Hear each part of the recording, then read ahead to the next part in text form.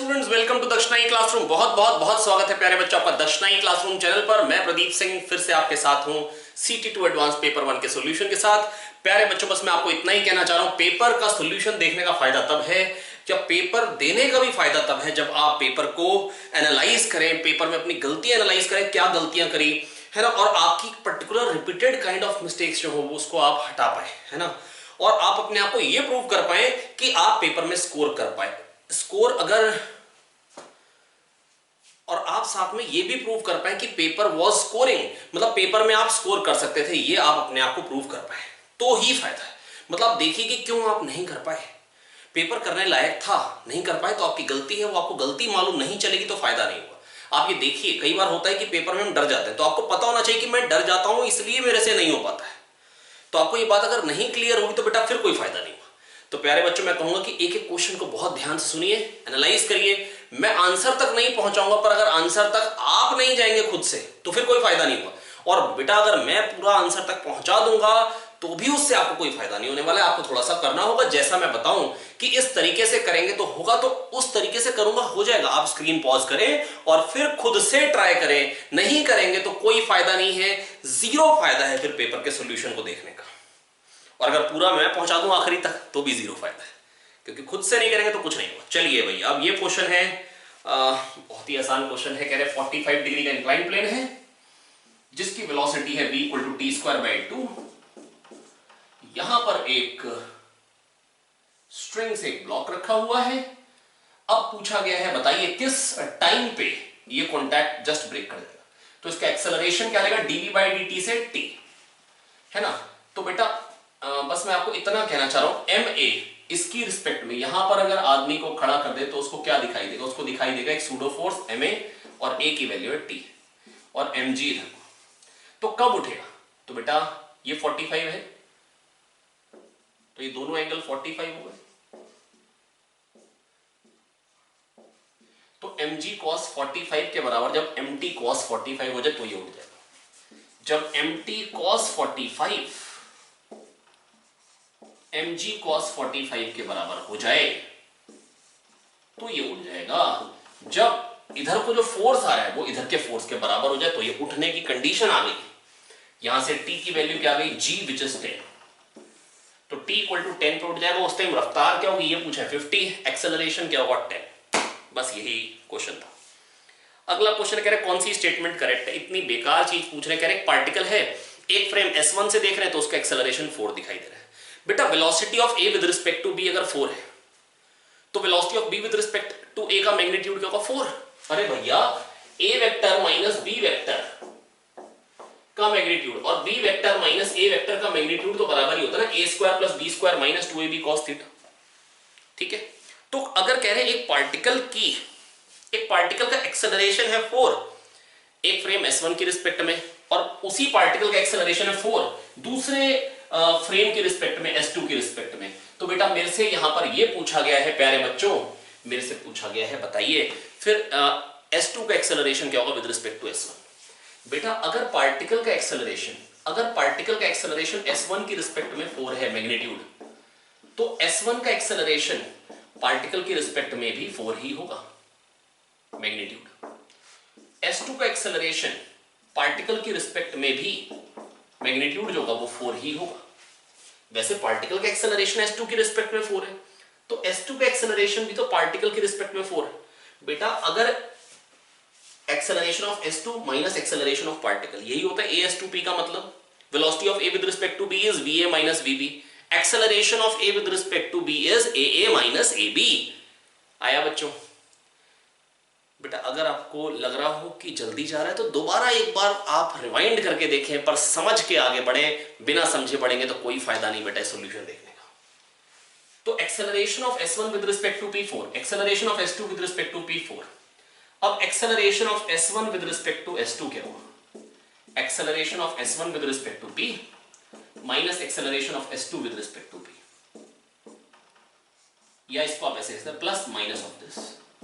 तो बेटा दो वेक्टर के एडिशन का मैग्नीट्यूड क्या क्या हो सकता है, यही तो क्वेश्चन होगा। ये भी 4 लेंथ का वेक्टर है और वो भी, तो 4 मैक्सिमम मिलके 8 हो सकते हैं, और 4 अपोजिट डायरेक्शन में हुए तो मिनिमम मिलके 0 हो सकते हैं। तो 0 से 8 के बीच में कुछ भी हो सकता है, तो इसलिए ए ऑप्शन करेक्ट हो गया। क्या ऐसी सिचुएशन पॉसिबल है कि dv by dt non zero हो और d mod v by dt zero हो? क्या ऐसी पॉसिबल है? हाँ। कब पॉसिबल है बेटा? कांस्टेंट स्पीड से एक पार्टिकल सर्कुलर मोशन कर रहे हैं, तो स्पीड कांस्टेंट है पर वेलोसिटी कांस्टेंट नहीं, डायरेक्शन चेंज हो रहा है, v वेक्टर चेंज हो रहा है, dv vector by dt is not zero. आया? बिल्कुल आया, कोई दिक्कत नहीं है।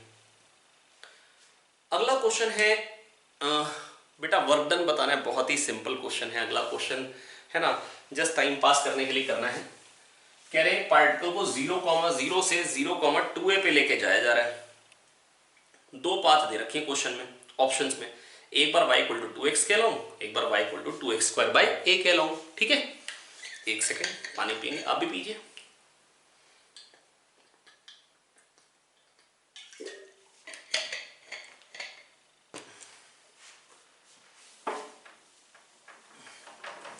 एक मिनट बस जरा रब कर ले। हाँ प्यारे बच्चों, तो बेटा मैं आपको बस ये कहना चाह रहा हूं, अगर z 0 है तो जो फोर्स बन जाएगा, फोर्स गिवन है, आप ध्यान से क्वेश्चन में देखिए, x square y i cap plus Y ई की पावर z z जे कैप, तो z 0 है तो j कैप का कोफिशिएंट भी 0 हो गया और k कैप का कोफिशिएंट भी 0 हो गया, क्योंकि बेटा y, मैं लिख देता हूं, x square y i cap plus Y ई की पावर z z जे कैप, अगर z हमेशा 0 है तो बेटा ये तो 0 है ना, प्लस अगला है x y z sine z j cap.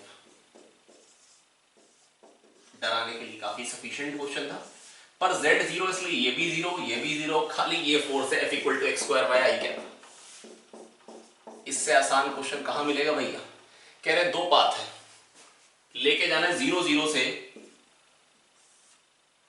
a, 2a तक, 0 0 से a, 2a तक, 0 0 0 से a 2a 0 तक। तो भैया अगर y एक बार कह रखा है 2x, तो y को 2x पुट करेंगे तो क्या हो जाएगा 2x क्यूब, ये हो गया फोर्स। अब f डॉट ds, ये तो f हो गया i कैप, और डिस्प्लेसमेंट क्या होगी dx i cap plus dy j cap dot, तो बेटा i cap dot i cap 1, i cap dot j cap 0, तो वर्क डन क्या आ गया 2x क्यूब dx का इंटीग्रेशन, x कहां से कहां वेरी कर रहा है 0 से a की पावर 4/4, ये कट जाएगा a की power 4/2, this is the answer. और अगर मान लो कह रहे हो दूसरी पाथ पे लेके जाएंगे, जब y 2x square by a, तो ये बन जाएगा 2x की पावर 4 बाय a, और फिर वही f डॉट ds करूंगा तो dx i कैप के साथ ही मल्टीप्लाई होगा, i cap dot j cap फिर से 0 बन जाएगा, तो ये छोटा सा वर्क डन आएगा, 0 से a इंटीग्रेट करेंगे तो क्या बन जाएगा 2a की पावर 4/5, क्यों? क्योंकि a की पावर 5/5 आएगा, एक a कट जाएगा, a की पावर 4 आ जाएगा। आया समझ में? बिल्कुल आया, कोई दिक्कत नहीं है भैया। नेक्स्ट, दो रॉड्स हैं, एक की चार्ज, दोनों की चार्ज डेंसिटी लैम्डा है, बीचों बीच एक इलेक्ट्रॉन है। एक सेकेंड जस्ट रब कर दो बोर्ड को और फिर बताता हूं।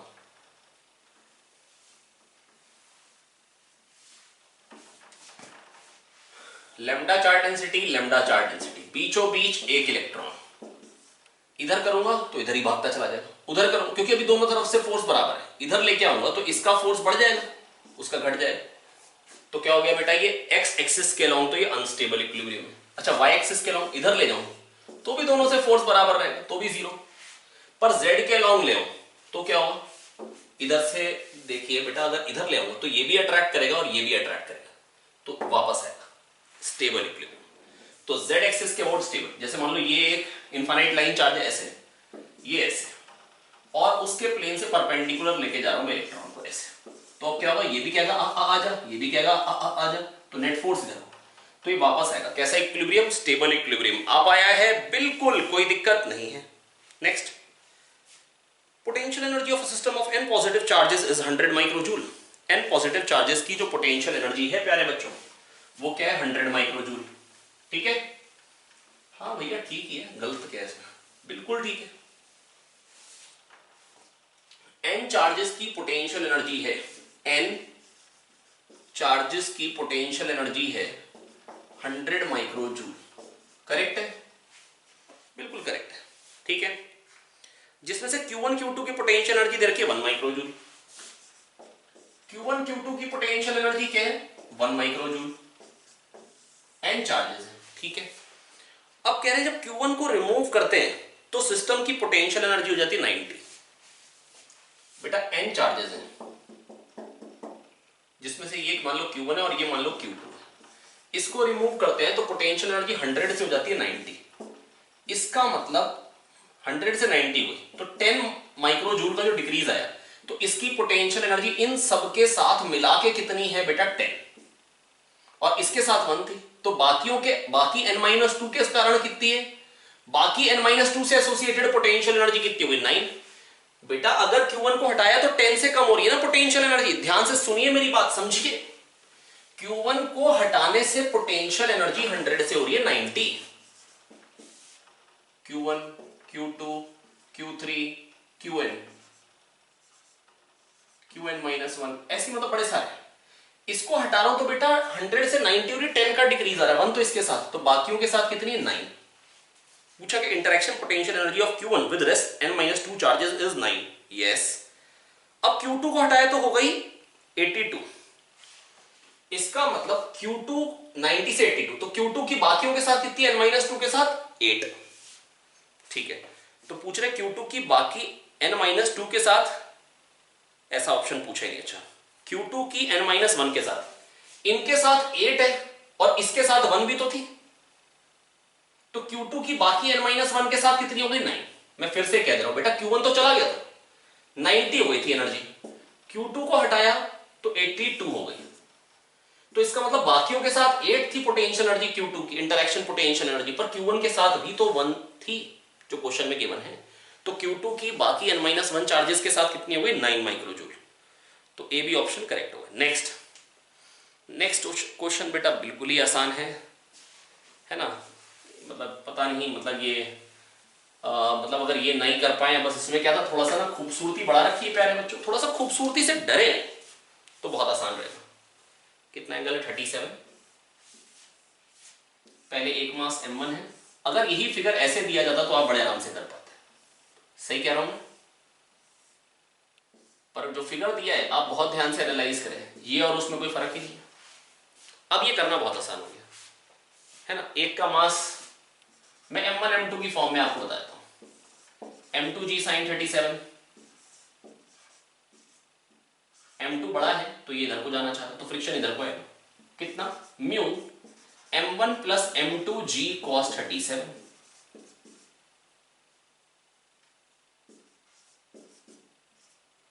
m2g sin 37 minus mu m1 plus m2g cos 37, क्योंकि इधर जाएगा, और जब ये इधर जाएगा तो ये इधर जाएगा, तो ये भी तो रोकेगा, तो यहां से भी फ्रिक्शन आएगा। कितना म्यू m1g cos 37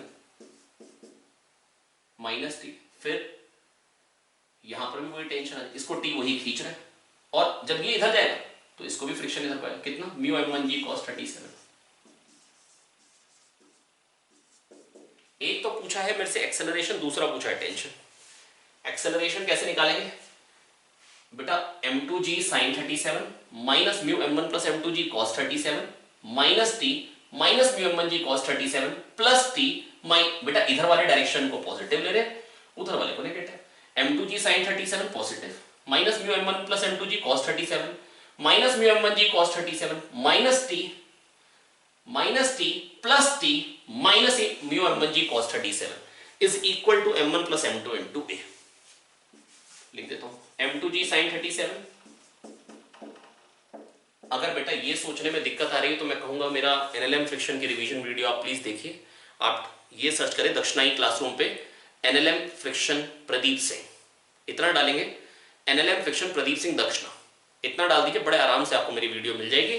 और वो देखने के बाद फिर ये क्वेश्चन देख लें, बड़े आराम से समझ में आएगा।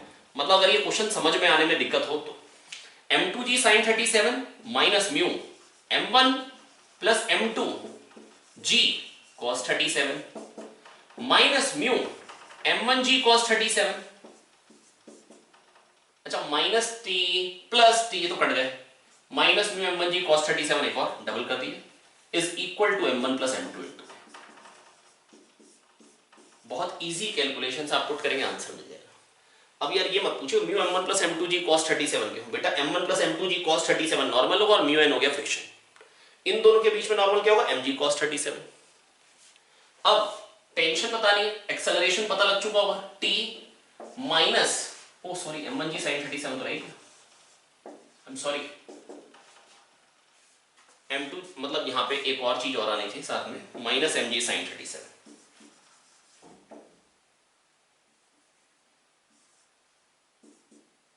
Minus m1 g sin 37 m2 जी sin 37 minus mu m1 plus m2 जी cos 37 minus mu m1 g cos 37 minus mu m1 g cos 37 minus m1 g sin 37। इधर वाले पॉजिटिव इधर वाले नेगेटिव, जो इधर को भगाना चाह रहे हैं वो पॉजिटिव है फोर्सेस, उधर वाले नेगेटिव, बराबर m1 प्लस m2 इंटू है और t minus mu m1 g cos 37 minus m1 g sin 37 is equal to m1a। A आ जाएगा, बिल्कुल आ जाएगा, कोई दिक्कत नहीं है भैया, हो गया, बिल्कुल हो गया। नेक्स्ट अगला क्वेश्चन है, एक पार्टिकल सर्कुलर मोशन में जा रहा है, 0.5 सेकंड में 4 मीटर पर सेकंड रफ्तार थी, कांस्टेंट स्पीड से जा रहा है, तो कह रहे हैं 0.5 सेकंड में चेंज इन वेलोसिटी जो आ रहा है वो 4 मीटर पर सेकंड है। ठीक है भैया, इससे क्या समझ में आता है बेटा, स्पीड 4 है, वेलोसिटी 4 और चेंज इन वेलोसिटी भी 4 है, इससे पता क्या समझ में आता है कि पार्टिकल यहां से या तो 60 डिग्री घूम के यहां पे आ जाए या इतना घूम के 300 डिग्री घूम के यहां पे आ जाए। ऐसा क्यों कह रहा हूं, सुने, मान लो ये वेलोसिटी v2, ये है v1, तो v2 माइनस v1 कितना, ये 60 डिग्री घूम गया, तो v2 जो है वो 60 डिग्री एंगल पे, इसको v कहते हैं। ये final velocity minus initial velocity, minus initial velocity, ये क्या है फाइनल वेलोसिटी, ये क्या है ये क्या है माइनस ऑफ इनिशियल वेलोसिटी। तो इन दोनों का समेशन क्या आ जाएगा प्यारे बच्चों, ये भी v है, ये भी v है, तो रिजल्टेंट आप कह सकते हैं ये दो वेक्टर हैं जिनके बीच में एंगल है 120 बराबर मैग्नीट्यूड के, तो रिजल्टेंट क्या आता है, दोनों के मैग्नीट्यूड के बराबर। आप ये कह लीजिए final velocity minus initial velocity, ये 60 डिग्री एंगल पे ना, final velocity v, initial velocity v, दोनों के बीच में एंगल 120, इन्हीं का ही तो वेक्टर एडिशन करना है, तो क्या आ जाएगा बेटा, v के बराबर ही आ जाएगा। आया समझ में, बिल्कुल आया, कोई दिक्कत नहीं है। तो बच्चों ये आ गया बेटा, रिजल्टेंट क्या आ जाएगा v, रिजल्टेंट क्या आ जाएगा v, है ना, जो भी इन दोनों का मैग्नीट्यूड है उतना ही रिजल्टेंट आ जाएगा। समझ में आया, बिल्कुल आया, कोई दिक्कत नहीं है। ठीक है, तो बेटा इसका मतलब 60 डिग्री घूम सकता है, मतलब π/3 घूमा है वो हाफ सेकेंड, तो एंगुलर डिस्प्लेसमेंट अपॉन टाइम ये हो जाएगी एंगुलर वेलोसिटी, कितनी आ गई 2π/3। क्या ये हो सकती है, बिल्कुल हो सकती है। हाँ अगर ये यहां पे आ जाता, मतलब बेसिकली इनिशियल वेलोसिटी और फाइनल वेलोसिटी में 60 डिग्री एंगल होना चाहिए, तो डिफरेंस आ जाएगा बेटा इतना, तो मे भी कह रखा है एंगुलर स्पीड ये हो सकती है, बिल्कुल हो सकती है।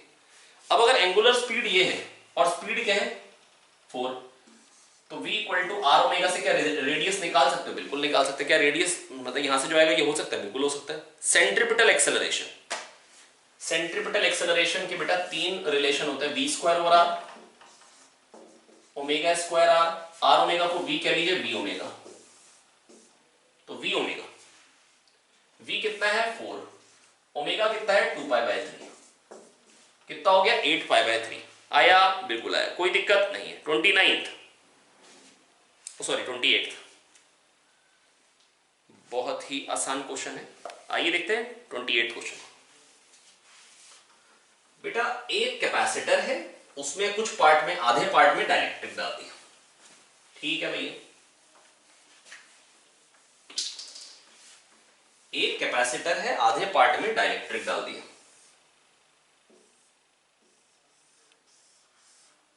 ठीक है भैया। अब चार्ज डेंसिटी है, यहां पे इस तरफ चार्ज डेंसिटी जो आ रही है वो सिग्मा बना रही है, मतलब अंदर वाली साइड ही, और यहां पे सिग्मा 2 आ रही है, ठीक है। एक तो सिग्मा 1 और सिग्मा 2 का रेशियो पूछा है, और डाइलेक्ट्रिक कांस्टेंट 2, पोटेंशियल डिफरेंस यहां से यहां में आएगा, वही यहां से यहां में आएगा। सही बात है, बिल्कुल सही बात। तो अगर सेम पोटेंशियल डिफरेंस आएगा तो यहाँ पे अगर मान लो फील्ड E1 है, यहाँ पे E2 है, तो E1 इंटू डी ही तो पोटेंशियल डिफरेंस है, E2 इंटू डी ही तो पोटेंशियल डिफरेंस है। मतलब इलेक्ट्रिक फील्ड डाइलेक्ट्रिक में और यहाँ पे एयर वाले स्पेस में क्या होगी, बराबर होगी। क्या ये बात समझ में आई? बिल्कुल आई। अब इलेक्ट्रिक फील्ड को बराबर कर दी, sigma 1 upon k epsilon naught is equal to sigma 2, यहाँ पे तो के है नहीं, सिग्मा 2 बाय एप्सिलॉन नॉट। तो सिग्मा 1 बाय सिग्मा 2 क्या आ जाएगा प्यारे बच्चों, 2 आया, बिल्कुल आया, कोई दिक्कत नहीं है, ठीक है। न्यू कैपेसिटेंस कितना हो जाएगा? अब भैया दो तोड़ लीजिए, एक ये डायरेक्ट्रिक वाला हो गया और एक बिना डायरेक्ट्रिक वाला हो गया।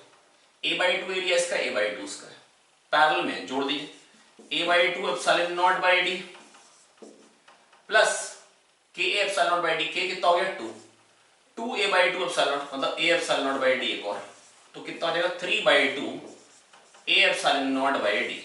आया, बिल्कुल आया, कोई दिक्कत नहीं है, ठीक है। तो बेटा क्या क्या हो गया, इलेक्ट्रिक फील्ड दोनों रीजन में बराबर, ठीक है। न्यू कैपेसिटेंस डाइलेक्ट्रिक डालने के बाद क्या हो गया 3/2 एप्सिलॉन नॉट बाय डी बराबर सिग्मा 1 बाय सिग्मा 2, बता दिए 2:1। न्यू पोटेंशियल डिफरेंस कह रहे अगर पहले V था तो अब कितना हो जाएगा? बेटा जब ये नहीं था तो कैपेसिटेंस C था, इसके आने पे 3/2C हो गया ना, और बैटरी कनेक्टेड नहीं है, तो अगर इसको डाला तो चार्ज तो चेंज हुआ नहीं, V equal to Q by C है, तो C अगर 3/2 टाइम्स हो गया तो V जो है वो 2/3 हो गया। तो पोटेंशियल डिफरेंस अगर पहले V था तो अब 2/3 ऑफ V हो जाएगा। आया, बिल्कुल आया। अगला क्वेश्चन कह रहे हैं एक planet moving around sun in an elliptical orbit has constant total energy and angular momentum about sun. बेटा क्योंकि एंगुलर मोमेंटम क्यों कांस्टेंट होता है? क्योंकि टॉर्क 0 होता है। बताता हूं, सूरज चाचा,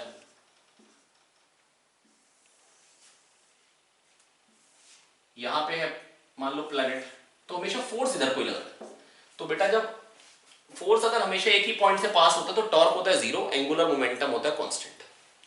और बेटा खाली कंजर्वेटिव फोर्स लग रहा है, ग्रेविटेशनल फोर्स, तो मैकेनिकल एनर्जी कंजर्व होगी ही होगी, तो मैकेनिकल एनर्जी कंजर्व होगी ही होगी, और मैकेनिकल एनर्जी कंजर्व है तो टोटल एनर्जी कंजर्व है, पर कभी दूर है और कभी पास है, तो इसका मतलब क्या, पोटेंशियल एनर्जी तो चेंज हो रही है, potential energy minus gm/m2 by distance वो चेंज हो रही है, और पास आएगा तो रफ्तार बढ़ेगी, दूर जाएगा तो घटेगी,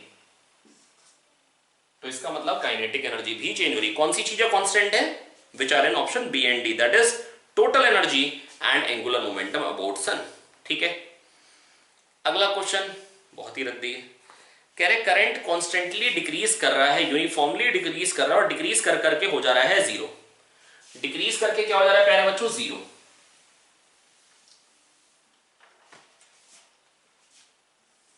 ये कहना चाह रहे हैं current as a function of time, कह रहे यूनिफॉर्मली डिक्रीज कर रहा है और डिक्रीज करके डेल्टा टी टाइम में 0 हो गया आई नॉट से। ओ सॉरी, आई नॉट तो लिख भाई, ठीक है। तो कह रहे हैं बताइए मैक्सिमम करंट कितना होगा अगर चार्ज क्यू फ्लो हुआ है, एक रजिस्टर से चार्ज क्यू फ्लो हुआ, करंट यूनिफॉर्मली डिक्रीज करके 0 हुआ है, तो दो चीजें पूछी, एक आई नॉट क्या है, दूसरा हीट कितनी जनरेट होगी। आई नॉट कितना होगा प्यारे बच्चों? Half I not delta T, I T graph के नीचे करिए तो चार्ज फ्लो, उसको क्यू के बराबर करिए, आई नॉट आ गया 2q बाई डेल्टा टी।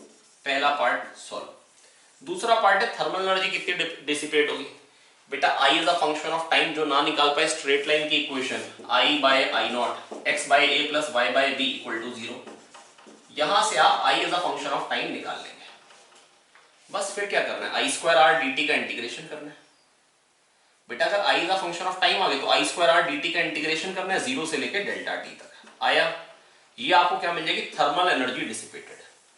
बस यही दो पार्ट थे पूछे थे जो, ठीक है। इंटीग्रेट करके नहीं दिखा रहा हूं बेटा मैं, है ना, मतलब अगर इंटीग्रेट इसका भी करो तो कोई फायदा नहीं है। अब बेटा पैराग्राफ 31 और 32 वाले जो क्वेश्चन है दो, ये क्या है प्यारे बच्चों, इसमें क्या रखा है बेटा मेरे को, इसमें मेरे को पता है क्या क्या रखा है, बहुत ही सिंपल क्वेश्चन है। कह रहे हैं स्प्रिंग को खींच के, नेचुरल लेंथ से स्प्रिंग को खींच के कहां तक ले आए, म्यू एम जी बाई के से ज्यादा खींचा और 2 म्यू एम जी बाई के से कम। बेटा मेरी बात सुने ध्यान से, जितना दूर से खींचेंगे उतना दूर तक वापस जाएगा, हल्का सा खींचोगे हल्का सा वापस जाएगा, तेज खींचोगे तो तेज वापस जाएगा। सही बात है गलत बात है? मैं कह रहा हूं मान लो 2 म्यू एम जी बाय के तक खींच दे। अगर मैंने इसको खींच दिया 2 म्यू एम जी बाय के तक, तो स्प्रिंग फोर्स पता क्या लगा है? N2 के, that is 2 mu m g लगा रहा है। तो इधर को फोर्स अभी 2 म्यू एम जी आ रहा है और फ्रिक्शन तो म्यू एम जी कांस्टेंट है, तो अभी मतलब म्यू एम जी आ रहा है। ठीक है, और जैसे जैसे आगे बढ़ेगा फोर्स कम होता जाएगा। एक टाइम आएगा जब म्यू एम जी बाय के डिस्टेंस होगा तो दोनों तरफ से फोर्स बराबर हो जाएगा, बिल्कुल मिड पॉइंट पे। तो जितना अभी वर्क हुआ पॉजिटिव, जब उतना ही नेगेटिव होगा तो रुक जाएगा। इसका मतलब mu m g by k ये चीज है, 2 mu m g by k ये चीज है। यहां से छोड़ूंगा तो जब यहां पे आएगा तो नेट फोर्स 0 हो जाएगा, वहां रुकेगा नहीं, वहां तक तो कुछ पॉजिटिव वर्क हो गया, उसके बाद उतना ही जब नेगेटिव होगा तो रुक जाएगा। बेटा टोटल वर्क जब 0 होगा तभी तो रुकेगा, जब वर्क पॉजिटिव है तो थोड़ी ना रुक जाएगा। तो बेटा अगर यहां से छोड़ोगे ना 2 म्यू एम जी बाय के से, तो नेचुरल लेंथ तक पहुंचेगा। कह रहे कहीं बीच से छोड़ रहे तो नेचुरल लेंथ तक भी नहीं पहुंचेगा। बेटा 2 म्यू एम जी बाय के से छोड़ेंगे ना तो 2 म्यू एम जी स्प्रिंग का फोर्स आ रहा है अभी, और म्यू एम जी ये आ रहा है फ्रिक्शन फोर्स। फ्रिक्शन फोर्स आ रहा है म्यू एम जी, चलो फ्रिक्शन फोर्स दिखा दिया। 2 mu m g by k याली पोजीशन है x equal to 2 mu m g by k, ये इनटू k कर लो तो 2 म्यू एम जी इसका फोर्स हो गया, म्यू एम जी ये, तो अभी म्यू एम जी हो गया फोर्स टोटल। जैसे जैसे इधर आएगा स्प्रिंग का इलॉन्गेशन कम होगा तो बेटा फोर्स कम होता जा रहा है। जब म्यू एम जी बाय के पे पहुंचेगा तो बेटा k into this mu m g और फ्रिक्शन भी म्यू एम जी कट गए, नेट फोर्स 0 हो गया। अभी तक पॉजिटिव वर्क हो, जब जैसे जैसे आगे फोर्स अब नेगेटिव में आ जाएगा, क्यों? क्योंकि अब ये बड़ा हो जाएगा, इससे kx कम हो जाएगा। तो बेटा अब क्या हो गया बेटा, जितना अभी तक पॉजिटिव हो जब उतना ही नेगेटिव हो जाएगा तभी तो रुकेगा। तो मतलब रुकेगा कब? 2 म्यू एम जी बाय के ट्रेवल करके। यहां से छोड़ूंगा तो नेचुरल लेंथ पे पहुंचेगा, तो अगर बीच से छोड़ूंगा तो नेचुरल लेंथ तक भी नहीं पहुंचेगा। जितना ज्यादा खींच के छोड़ूंगा उतना ज्यादा उधर जाएगा। आया समझ में? बिल्कुल आया, कोई दिक्कत नहीं है भैया। तो ये दोनों क्वेश्चन इसी तरीके के थे। इसमें लगा क्या सकते हैं, हमसे ये पूछा था इस क्वेश्चन में, तो लगा क्या सकते हैं बेटा, वर्क एनर्जी प्रिंसिपल तो हमेशा एप्लीकेबल है, भले कंजर्वेटिव फोर्स लगे नॉन कंजर्वेटिव लगे, तो work energy theorem is always applicable. लगा क्या सकते हैं, work energy theorem always applicable. 33 और 34 बहुत ही आसान क्वेश्चंस हैं, आइए इनको भी देखते हैं, बड़े ही सिंपल क्वेश्चंस। बच्चों ये नेक्स्ट क्वेश्चन है जो हमने डिस्कस करना है, तो फटाफट से इसको रीड कर लीजिए ताकि जब मैं आपको सामने इसको डिस्कस करूं तो आप अच्छे से समझ पाएं।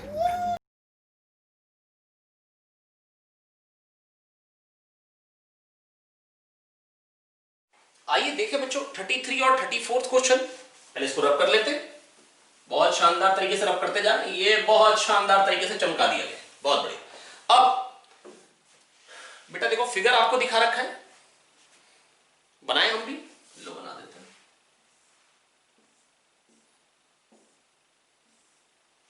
यहां पे हमने लगा दिया एक वो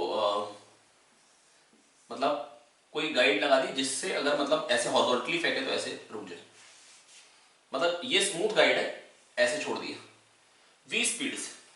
क्वेश्चन क्या बताता हूं, एक बार इंक्लाइन प्लेन के अलोंग ऐसे छोड़ा v स्पीड से, जितनी लेंथ पे रुका वो नोट कर ली। एक बार नीचे को छोड़ा, जितनी लेंथ ट्रेवल करके रुक गया वो नोट ली। तो बेटा एक बार हमने क्या किया, नीचे को फेंका तो उसने L1 ट्रेवल किया। एक मिनट रुके मैं बताता हूं। कह रहे हैं it comes to rest after travelling distance L1। ठीक है, तो बेटा जब नीचे को फेंका तो L1 ट्रेवल करके रुका, ऊपर को फेंका तो L2 ट्रेवल करके रुका। एंगल है 45 जैसा दिखने वाला बना देता हूं, ये 45 नहीं लग रहा है। अभी मान लो जब नीचे को फेंका रुक रहा है, इसका मतलब म्यू एम जी कॉस 45 बड़ा होगा। बेटा पिछले बेटा इतना फटाफट से करना ना चाहिए, नॉर्मल होगा एम जी कॉस 45 तो फ्रिक्शन में m g cos 45, m g sine 45 आगे को आएगा, डेफिनेटली कम होगा, रुक रहा है क्योंकि इसीलिए, तो v स्पीड से फेंका रुक गया। तो बेटा एक्सेलरेशन क्या हो गया, magnitude mu m g cos 45 minus m g sine 45 upon m, that is g mu g minus g cos 45 sin 45 दोनों 1/√2 होते हैं। Mu m g cos 45 minus m g sine 45 upon m, ये हो जाएगा acceleration, retardation कह लीजिए। तो g mu minus 1 by root 2। ठीक है, तो कितना ट्रेवल करके रुकेगा? v square equal to you square minus 2as लगाइए, क्योंकि नेगेटिव एक्सेलरेशन है तभी रुकेगा, तो फाइनल वेलोसिटी 0 हो गई। तो कितना ट्रेवल करके रुकेगा? यू स्क्वायर बाय 2a आया। तो बेटा क्वेश्चन पता है क्या कह रहा है? क्वेश्चन कह रहा है इनिशियल वेलोसिटी वही है, तो u square by 2a g mu minus 1 by root 2, तो ये रूट 2 इतना ट्रेवल करके रुकेगा, और ये L1। फिर एक बार ऊपर को फेंका। बेटा जब ऊपर को फेंकूंगा तो पता क्या हो जाएगा? mg sin 45 mu mg cos 45 दोनों ही एक साइड हो जाएंगे। अब एक्सेलरेशन का मैग्नीट्यूड क्या आ जाएगा? बस प्लस आ जाएगा, g mu plus 1 by root 2। Correct है। अब कितना ट्रेवल करके रुकेगा? यू स्क्वायर बाय 2 कर लीजिए। L2 कितना आ जाएगा प्यारे बच्चों? L2 आ जाएगा u square by root 2 mu plus 1। Correct है, बिल्कुल करेक्ट है। अब कह रहे हैं पैरेलल ऐसे फेंका। अब क्या आएगा बेटा? खाली और खाली। बेटा mg sin थीटा को तो यहां पर जो गाइड है उस पर बैलेंस कर लिया, तो खाली म्यू mg cos थीटा आएगा। ठीक है, अब कितना ट्रेवल करके रुकेगा? L3 mu mg, oh sorry, mu mg cos 45 is equal to ma। अब जो रिटार्डेशन आएगा वो आएगा म्यू g बाय रूट 2। अब कितना ट्रेवल करके रुकेगा? U square upon 2a, 2 mu g by u square by 2a। अब L1 L2 पता है, L3 पता है, बेटा म्यू नहीं पता है, तो L1 L2 में से म्यू की वैल्यू निकालनी है और म्यू की वैल्यू उठा के इसमें डालनी, तो L3 पता लग जाएगा। तरीका समझ में आया? फिर बोल दे रहा हूं, L1 बाय L2 कर लो। L1 बाय L2 कितना आ गया? Mu minus 1 upon mu plus 1।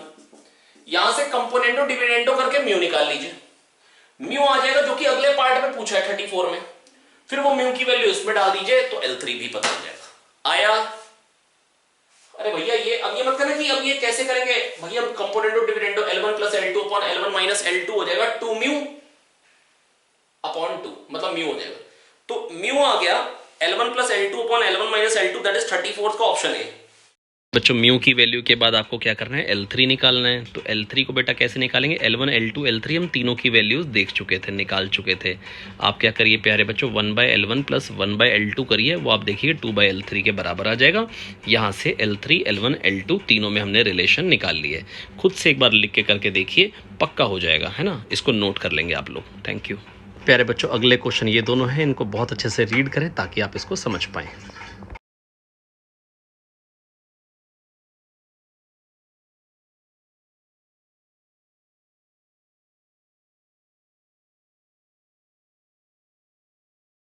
अगला क्वेश्चन प्यारे बच्चों कंस्ट्रेंट और एनएलएम का सिंपल पुली ब्लॉक प्रॉब्लम का क्वेश्चन है। आइए देखते हैं। Consider the given system shown in figure at certain instant velocity of lift with respect to ground is 6। ये दे रखी है, लिफ्ट की वेलोसिटी 6 है। ठीक है, ये 6 है। ओके, अब मार्कर थोड़ा पतला चल रहा था, ठीक हो जाता थोड़ा सा। ओके, तो यहां पे कह रहे हैं velocity of a with respect to lift is 2। अब आपको जैसा मन हो वैसे करना है। आपका मन हो कि एक्चुअल में करना है या रिलेटिव में करना है, जैसा आपका मन करे वैसे कर सकते हैं। तो वेलोसिटी ऑफ बी पूछिए विद रिस्पेक्ट टू ग्राउंड, तो सब कुछ ग्राउंड के रिस्पेक्ट में कर लेते हैं। इसकी वेलोसिटी 2 है विद रिस्पेक्ट टू लिफ्ट, 2 है with respect to lift. Velocity with respect to lift plus velocity of lift, ये कितना हो गया? वेलोसिटी ऑफ ए कितनी आ गई? 8। किधर को? ऊपर को। करेक्ट है। तो ये 8 से ऊपर को जा रहा है, ये 6 से ऊपर को जा रहा है, ये पुली क्योंकि लिफ्ट जा रही है। ये 6 से जाएगा तो 6 और 6 12 थ्रेड चाहिए, 8 इसने दिया। सुने मेरी बात ध्यान से, अगर ये 6 से जा रहा है तो 6 और 6 12 थ्रेड यहां चाहिए, 8 इसने दे दी तो 4 इसको देना पड़ेगा। ये 4 से ऊपर अगर आया, ये 4 से अगर ऊपर आया तो 4 और 4 8 चाहिए, 6 तो लिफ्ट ही आ गई, 6 तो यहां से आ गई, तो इससे कितना आएगा? 2। तो इसकी वेलोसिटी कितनी होगी प्यारे बच्चों? 2। तो velocity of B with respect to ground is 2 metre per second upward. फिर बताऊं, पहली कंडीशन दी ये पुली थी, इसकी वेलोसिटी थी 8 with respect to ground, with respect to lift 2 थी, velocity with respect to lift plus velocity of lift, ये आ गया 8। ठीक है, ये जा रहा है 6 से ऊपर, तो 6 और 6 हो गया 12, 12 थ्रेड चाहिए, 8 इसने दे दिया, तो इधर से कितना आना पड़ेगा ऊपर 4। तो ये पुली अगर 4 से ऊपर आ रही है और ये जो लिफ्ट का बेस है ये 6 से ऊपर आ रहा है, तो ये 4 से ऊपर जाएगी, तो यहां पे 4 और 4 8 थ्रेड चाहिए, ये 6 ऊपर आया तो यहां 2 और चाहिए थ्रेड, तो ये वाला ब्लॉक 2 से ऊपर आएगा, सिंपल। तो velocity of B with respect to ground is 2 upward. अब एक्सेलरेशन ऑफ ए और एक्सेलरेशन ऑफ बी, एक ही ट्रू होगा, दोनों ट्रू तो हो नहीं सकते। अच्छा, एक्सेलरेशन ऑफ ए पूछा है खाली, अच्छा बी कुछ भी सही हो सकता है, या टेंशन, तो अगर एक्सेलरेशन सही आ गया तो टेंशन नहीं निकालेंगे, टेंशन सही आ गया तो एक्सेलरेशन नहीं निकालेंगे। ठीक है, ये रहा। अब ये एक ब्लॉक है, दोनों मास m है, अगर मैं इसको पकड़ लूं तो mg यहां पे टेंशन होगी, mg यहां 2mg, तो 2mg इससे बड़ा है तो ये ऊपर जाएगा, तो ये पक्का है कि ये ऊपर जाएगा, a से, ये a से ऊपर जाएगा तो ये पुली a से नीचे आएगी, तो ये 2a से नीचे आएगा, करेक्ट है। अब क्या करना है, t, अगर यहां टेंशन t है तो t यहां 2t, mg 2t minus mg बराबर m इंटू a, एक इक्वेशन, और इसका एक्सेलरेशन 2 है, तो mg माइनस टी बराबर m into 2, mass into acceleration. बेटा t यहां पे tension 2t, 2t minus mg बराबर m into a, mg minus t total force बराबर m इंटू 2। आई होप मैं आपको समझा पाया बच्चों, कोई खास दिक्कत की बात नहीं है, बिल्कुल मक्खन है भैया। इसके बाद आखिरी 2 पैराग्राफ बचे हैं, इसमें से बेटा टेंशन एक्सेलरेशन आप लोग खुद निकाल लेंगे, ठीक है। आप चाहे तो 2 से मल्टीप्लाई करके चलिए जोड़ के दिखा देता हूं, तो क्या हो जाएगा 2mg minus mg mg, 4ma plus ma 5ma, तो a क्या आ गया g/5, ये कट गया, a आ गया g/5, एक इसका एक्सेलरेशन था, इसका a का एक्सेलरेशन g/5, कौन सा ऑप्शन हो गया सही, बी ऑप्शन सही हो गया, आया बिल्कुल आया 37 38। बेटा अब ये जो पैराग्राफ है ये इलेक्ट्रोस्टैटिक्स के बहुत ही सिंपल कॉन्सेप्ट पे बेस्ड पैराग्राफ है, जहां पर कह रखा है कि Q1 अंदर चार्ज रखा है जिसका मूवमेंट किया जा रहा है। अभी समझाते हैं। क्वेश्चन क्या है प्यारे बच्चों, क्वेश्चन ये है कि अंदर वाले चार्ज को अगर मैं मूव कर रहा हूं, ठीक है बेटा, किसी भी शेप की कैविटी हो, किसी भी शेप का कंडक्टर हो, अंदर वाले चार्ज और अंदर जो इंड्यूस चार्ज आएगा, इनके कारण electric field outside cavity till infinity 0 होती है। तो बेटा जो बाहर जो चार्ज फैलेगा Q3, उसका इस पे कोई रोल नहीं कि Q1 कहां रखा है, क्या चार्ज डिस्ट्रीब्यूशन आएगा, कहां ज्यादा आएगा कहां कम, क्योंकि इन दोनों का effect outside cavity till infinity 0 होता है। तो बेटा इसके हिलने से इस चार्ज डिस्ट्रीब्यूशन पे चेंज नहीं आएगा, तो अगर इस चार्ज डिस्ट्रीब्यूशन पे चेंज नहीं आएगा तो फील्ड तो खाली बाहर इसी की है। यहां पर एक चार्ज रखा हुआ है Q4, जिसको हमने कांस्टेंट फोर्स से पकड़ के रखा हुआ है, तो कह रहे हैं बताइए F0 कह रखा उसको, if keeping the magnitude of Q1 fixed, position of Q1 is changed inside the cavity, then choose the incorrect option, external force required to keep Q4 remains unchanged. ये तो सही है, इनकरेक्ट ढूंढना है ना, तो ये तो करेक्ट है, क्योंकि ये वैसे का वैसे ही, तो इसकी फील्ड वैसे की वैसी, तो रोकने के लिए फोर्स भी वैसे का वैसा चाहिए। Intensity of electric field at point C remains unchanged, ये भी बात सही है। यहां पे जो इलेक्ट्रिक फील्ड है, बाहर तो इलेक्ट्रिक फील्ड सेम ही रहेगी ना, क्योंकि इसी के कारण, इन दोनों के कारण मिला के 0 होती है। चार्ज के कारण और इंड्यूस चार्ज के कारण अंदर कैविटी के सरफेस पे जो चार्ज होता है और कैविटी के अंदर जो चार्ज होता है, उनका effect outside cavity till infinity क्या होता है प्यारे बच्चों, 0 होता है ना। तो बेटा external force required to keep Q4 stationary remains unchanged, intensity of electric field at point C remains unchanged, intensity of electric field भी अनचेंज्ड रहेगी, इंटेंसिटी ऑफ इलेक्ट्रिक फील्ड भी क्या रहेगी प्यारे बच्चों, अनचेंज्ड रहेगी, है ना। Intensity of electric field at B remains unchanged, B तो बेटा कंडक्टर के अंदर है, वहां तो जीरो थी, जीरो ही रहेगी, तो बेटा डी ही इनकरेक्ट होगा। अब डी ही करेक्ट, डी ही जो है वही क्या होगा, इनकरेक्ट होगा। Intensity of electric field at B due to Q2 remains unchanged. बेटा Q1 के कारण जितनी होगी ना उतनी ही Q2 के कारण होगी अपोजिट डायरेक्शन, तब जीरो। और अगर Q1 को मूव कर दिया यहां पे तो इसके कारण जो हो गई वो इधर हो गई, तो बेटा ये पक्का है कि चेंज हो गई ना, डायरेक्शन तो चेंज हो ही गया। और अगर डिस्टेंस ये अलग होगा तो मैग्नीट्यूड भी अलग हो गया। तो बेटा अगर मैंने इसको मूव किया Q1 तो इसके कारण जो यहां पे फील्ड आएगी वो भी चेंज हो जाएगी, और जो Q2 के कारण आएगी वो तो उतनी ही होती है और अपोजिट होती है, तो वो तो चेंज होगी ही होगी। If keeping the nature and position of Q1 fixed, magnitude of Q1 is changed, then choose the correct option।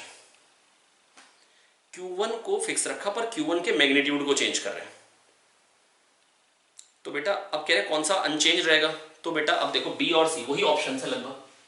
बेटा अगर मैंने इसको बढ़ा दिया, इसको बढ़ा दी तो ये भी बढ़ जाएगा, ये इक्वल एंड अपोजिट होते हैं, तो यहां पर चार्ज बढ़ जाएगा तो इस पर फोर्स बढ़ जाएगा, तो फोर्स रोकने के लिए अलग चाहिए होगा। C पे इलेक्ट्रिक फील्ड बढ़ जाएगी, सेम नहीं रहेगी। बी पे इलेक्ट्रिक फील्ड जीरो थी, जीरो की जीरो रहेगी। तो अब बेटा कौन सा ऑप्शन करेक्ट है, intensity of electric field at B remains unchanged. आया समझ में, बिल्कुल आया है ना। तो ये था क्वेश्चन। अगला क्वेश्चन है बेटा आरसी सर्किट का है, बहुत ही आसान क्वेश्चन है।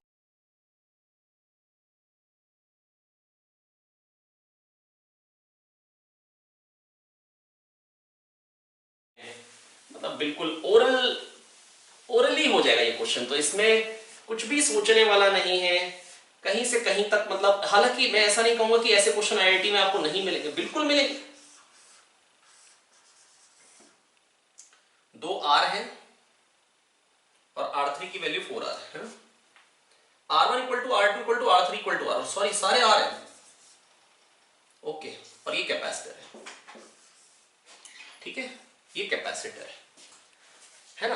अब बेटा अगर ये कैपेसिटर है, ध्यान से मेरी बात सुनिए बेटा, चार्जिंग के टाइम पे एक डीके कांस्टेंट और टाइम कांस्टेंट, और डिस्चार्जिंग के टाइम पे, चार्जिंग के टाइम पे क्या होगा, ये सब आ रहा है, ये 1 है, ये 2 है और ये 3rd रजिस्टर है। इनको R1 R2 R3 कह रखा है, लेकिन सबकी वैल्यू R है, ठीक है। अब चार्जिंग के टाइम पे इनका कोई रोल नहीं है, ई जो ईएमएफ है वो कांस्टेंट है इसके क्रॉस, तो टाइम, अभी टाइम कांस्टेंट क्या आएगा बेटा, RC। चार्जिंग के टाइम पे आएगा RC, और डिस्चार्जिंग के टाइम पे जब इसको हटा देंगे बैटरी को तो क्या हो जाएगा, R और R क्या हो जाएंगे, R/2 plus R 3R/2, R/2 plus R 3R/2, 3RC/2, ये हो गया। रेशियो पूछा, कर लेंगे, बिल्कुल कर लेंगे। अब कह रहे डिस्चार्जिंग के टाइम पे fraction of heat during, fraction of heat generated in R1, जो बेटा कैपेसिटर की एनर्जी है वो इसमें I करंट जाएगा, इसमें I/2, इसमें I/2, तो इसमें I/2 का स्क्वायर इंटू R के रेट से एनर्जी निकलेगी, मान लो उसको H कह देता हूं, तो इसमें भी H के रेट से निकलेगी, और इसमें I²R डबल, सॉरी 4, I/2 के स्क्वायर R में नीचे 4 आ रहा है, तो इसको अगर H का है तो ये I²R तो हो जाएगा 4H, तो 6H टोटल एनर्जी निकलेगी। उसमें से इसमें कितनी निकल रही है, H, तो कितनी फ्रैक्शन इसमें निकल रही है, 1/6 नहीं है बेटा। जब मैंने इसको हटा दिया, डिस्चार्ज में कह रहे हैं ratio of thermal energy generated in R1, इसमें टोटल का कितना फ्रैक्शन निकलेगा। इसमें जब करंट आई होगा तो इनमें बराबर बराबर होगा, क्योंकि रजिस्टर बराबर बराबर है। I/2 का स्क्वायर इंटू R, इसमें थर्मल एनर्जी जनरेट होने का रेट, जिसको अगर मैंने H कह दिया तो इसमें भी H के रेट से जनरेट हो रही है, और इसमें I²R के रेट से हो रही है। ये तो 4H हो गया ना, तो 6H जनरेट हो रही, तो इसमें H आ रही है, तो 1 में से इसमें कितनी आएगी, H बाय, अगर 6H टोटल जनरेट हो रही है, 4H HH, 6H में से इसमें H जा रही है, तो 1 में से कितनी जाएगी, 1/6। फ्रैक्शन का मतलब होता है 1 में से कितनी उसके पास गई, 1/6। आया समझ में, बिल्कुल आया, बिल्कुल मक्खन था भैया, कोई खास दिक्कत की बात थी ही नहीं, है ना। थोड़ा सा मैंने पेपर 1 को फास्ट रिकॉर्ड किया है, पर पेपर 2 बिल्कुल मतलब नॉर्मल स्पीड से किया है। फास्ट इसलिए करना चाहता हूं, अगर ये समझ गए बेटा, इस स्पीड से समझ गए, तो समझ लो कि दिमाग का लेवल ये डेवलप हो गया, कुछ भी कर सकते हैं फिर। और बेटा आपका टारगेट ही होना चाहिए कि थोड़ा तेज समझ पाओ चीजों को। अगर तेज समझ नहीं पाओगे तो तेज सोचोगे कैसे, पेपर में तेज करोगे कैसे। तो तेज सुनना, तेज समझना, ये तो पहला स्टेप है, तभी तेज कर पाओगे और तभी जीत पाओगे। तो चलिए बढ़िया बच्चों, बेटा बढ़िया करके मेहनत करते रहे, पढ़ते रहे, आगे बढ़ते रहे। देखिए पेपर 2 का सॉल्यूशन और एनालाइज करिए अपनी गलतियां। Thank you, keep working hard प्यारे बच्चों, all the best, bye bye.